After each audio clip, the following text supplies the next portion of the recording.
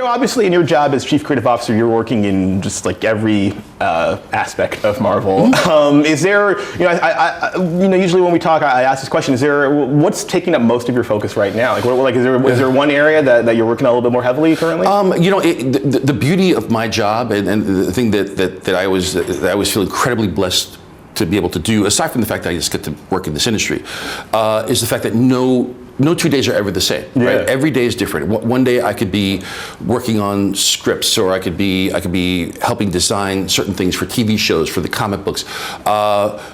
I think I would say that right at this moment, just because of the sheer density of the work we have, I'm doing a lot of stuff in television right now, and in particular the Netflix stuff is taking up a considerable amount of time. But while I'm working on the Netflix stuff, I'm drawing a Darth Vader cover, and for a Star Wars comic, and I'm working on other things. And what I do find is that a lot of people assume that I'm not drawing as much, which is true, but I'm still drawing a considerable amount. The thing is that it's not stuff that's for print. It's stuff that just sort of is design work, or even at the show. There's a Luke Cage poster that was sort of a concept drawing, and that'll be out there.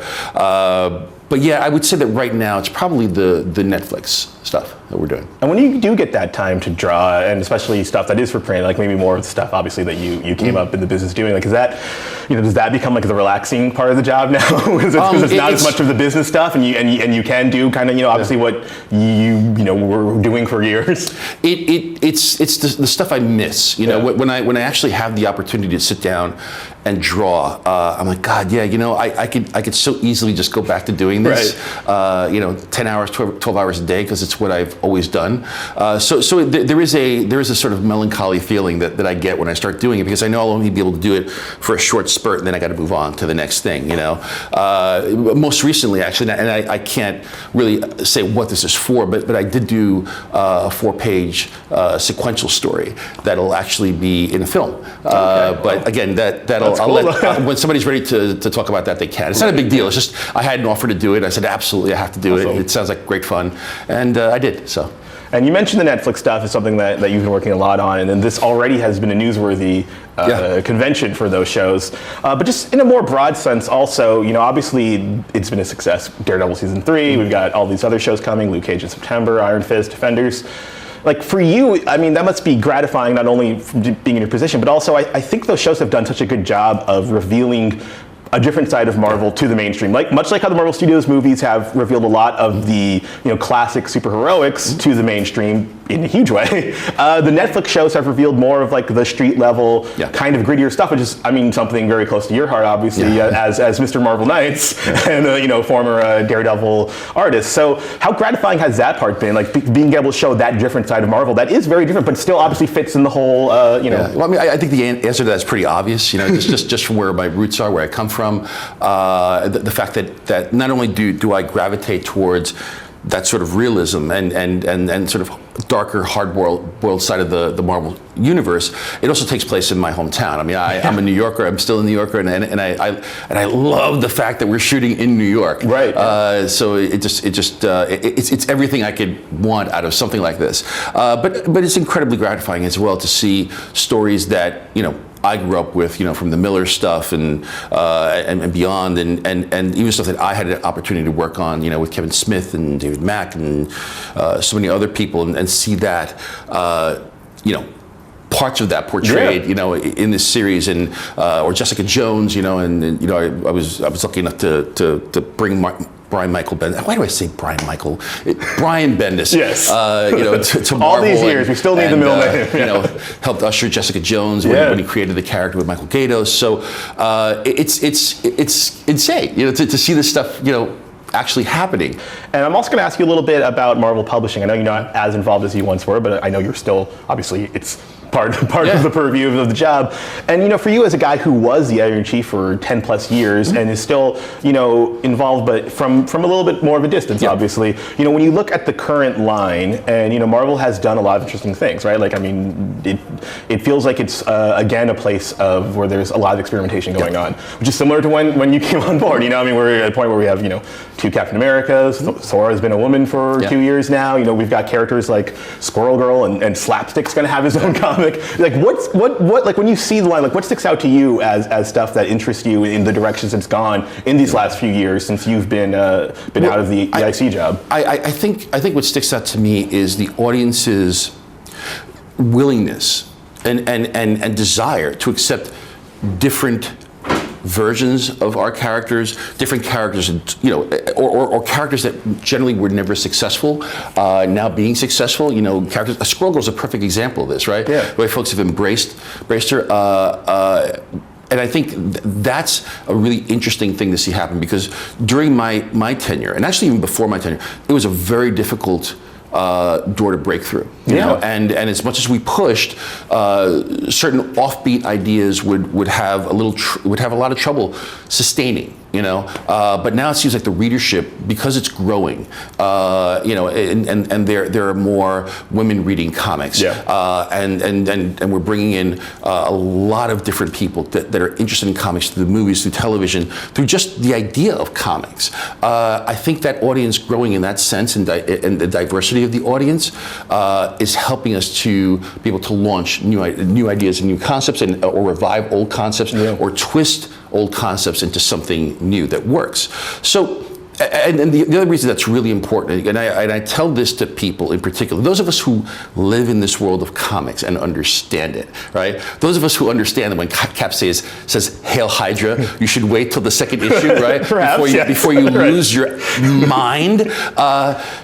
So for the uninitiated, I always say, you know, if you love everything, if you come to Marvel through either our animation, our television shows, our movies, our video games, however it may be, if you haven't come through comics and you're wondering what's actually happening in this world, comics are the hub of the wheel. You know, if Marvel is a wheel, comics are the hub, and everything else spokes out, right? Movies are a spoke, television, they're all spokes of the wheel.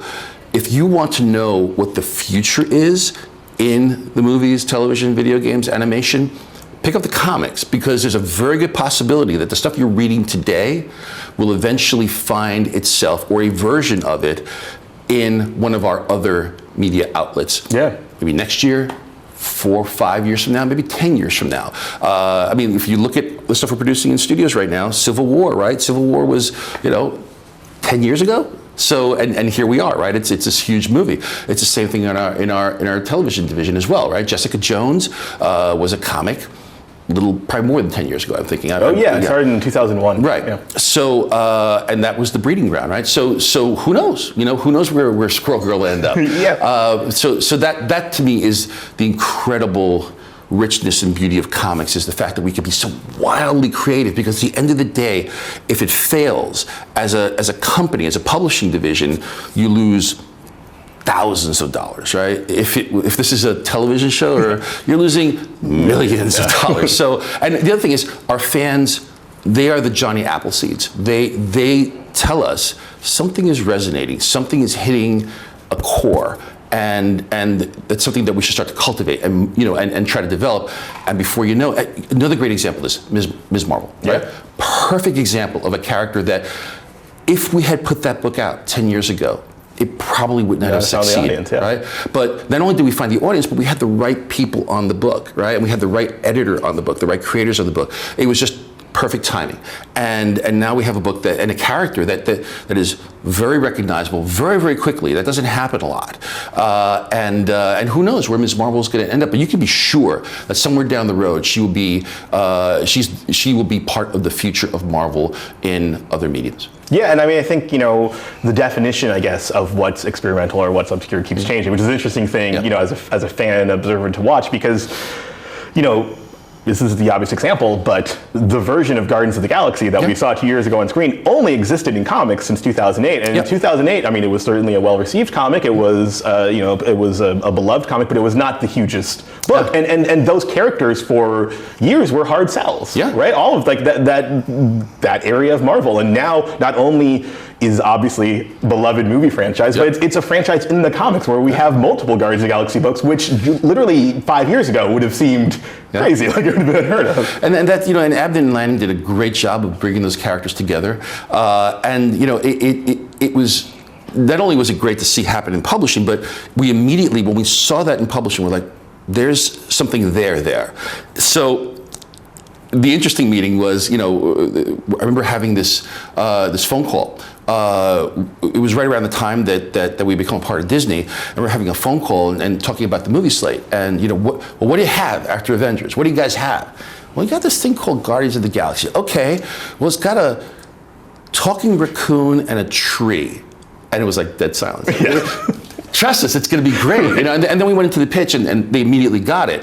And that's how these things happen. You just sort of, that's the beauty of publishing. You could strike gold, and sometimes even if the audience doesn't see it right away, internally we feel it. We know, okay, there's really something here. So let's try to build on that. Yeah, well, one more thing I want to ask you about, it is from publishing, is, just recently we saw in Civil War II #3, we saw the death of Bruce Banner, which is a character that I don't think we've seen. Wait, what? We've seen killed off before, No. which is, you know what I mean? It's an novelty in That's not true. itself. Is that true? And I believe it is. Right. And also, not only killed off, but it was Hawkeye that did it, and Dude. Spoiler warning. And obviously, that's a big moment. As someone who, at Marvel, oversaw your share of big moments of there in chief. For you, where does that rank to see, especially with what those two characters mean, even more so now, obviously in the mainstream of everyone knowing who they are, especially Hawkeye. I mean, people always kind of knew who the Hulk was, especially Hawkeye. Like, where does that rank in terms of some big moments that you've seen at Marvel? I think it's awesome. I think it's awesome. It shakes the readership up, and what ultimately the success of those kinds of moments are. Do you have a plan for what comes afterwards, what comes during, all that sort of stuff, which we do. That's always been our way of working. I can't say always, but it's always been my philosophy, and it's a philosophy that's been carried on, which is if we're going to have these significant deaths, what does it mean? What does it give us? How does it stir everything else? And what I love about our publishing division is that they're fearless. They really are fearless. I remember, I'll tell a tale, Let's hear it. Out of school tale. I remember when I was sort of entrenched with DC very, very early on in my career, and I was doing some Batman stuff, and the Batman movie was coming up. The first one?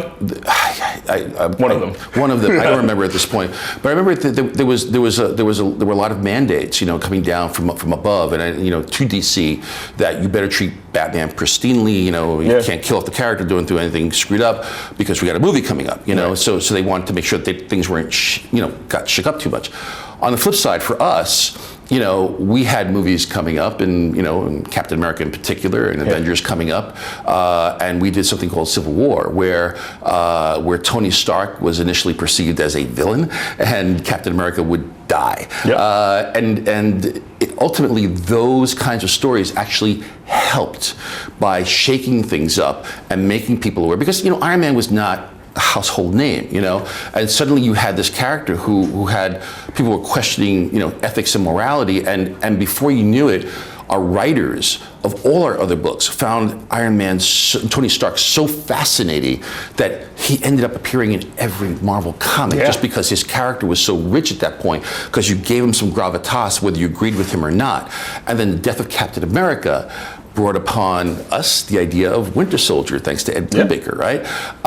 And actually elevated Cap. And I'll never forget, it was here at San Diego where I asked the audience at my Cup of Joe panel, I don't know, there might have been 2,000, 3,000 people. I don't know how many people were there. There was a lot of people. And I said, okay, and Cap was dead, right? This is how many people here want to see Steve Rogers back? And the audience erupted. I said, how many people want to see Bucky remain as Captain America? And it was just as loud as it was. And I'm like, that's fantastic. That's the reaction you're looking for, right? So once Cap came back and Bucky became Winter Soldier again and stuff, it helped. And those are the things where that's where our fans are so important, because they, like I said, they are the Johnny Appleseed.